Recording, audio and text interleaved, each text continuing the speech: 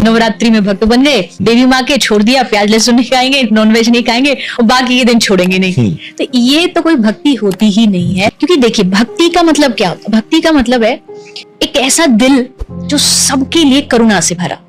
आप जिससे देखो आपका कोई शत्रु नहीं, ना काहू से दोस्ती ना काहू से बैर। अगर किसी से बैर नहीं, किसी से मेरा द्वेष नहीं, तो मैं किसी को कैसे मार सकता हूँ? सही बात। एक अच्छा हृदय कभी भी किसी को जीवन में दुख नहीं दे सकता।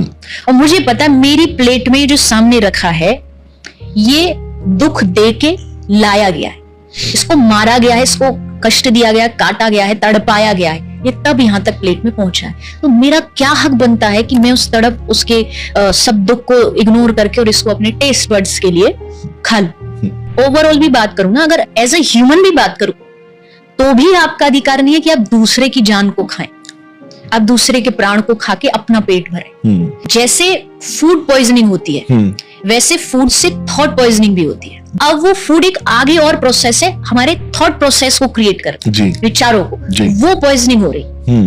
अब जब आप किसी को मार रहे हो तो उसके मन में क्या आ रहा है? हिंसा, एग्रेसिवनेस, एंगर, वही आपके प्लेट में और आपके पेट में जा रहा है। तो आपका क्या बढ़ेगा?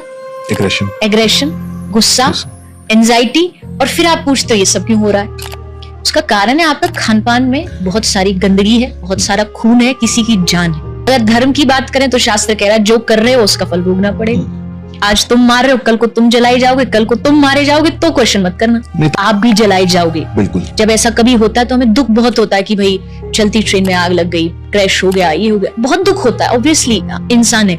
लेकिन उसमें जो बैठे ना वो सब जगह से इकट्ठे किए जाते हैं कि इसने यहाँ ये किया, उसने वहां वो किया, उसके कर्मों का जो रिजल्ट, जो फल है वो कहीं ना कहीं से घुमा करके उनको इकट्ठा लाता है कि चलो यहाँ ऐसा होगा और उसको परिणाम किसी भी रीजन का हो सकता है। तो इसमें भगवान को दोष दे देना, उन पर इल्जाम लगाना, वो अच्छा नहीं है। और वैसे भी आह जो दिल से निकाली जाएगी, जब पशुओं को मारा जा रहा है और जो वो चीख रहे हैं, तड़प रहे हैं, आह जो दिल से निकाली जाएगी, क्या समझते हो वो खाली जाएगी? बिल्कुल नहीं, कोई सुनेगा नहीं उसे, आप नहीं सुनोगे, शायद गवर्नमेंट ना सुने, शायद प्रशासन ना सुने, लेकिन वो गवर्नमेंट, वो सरकार वहां बैठी है A to Z सब हिसाब लगाने के लिए। तो उससे बचने के लिए मुझे लगता है सबसे पहले अपना खान पान शुद्ध करो।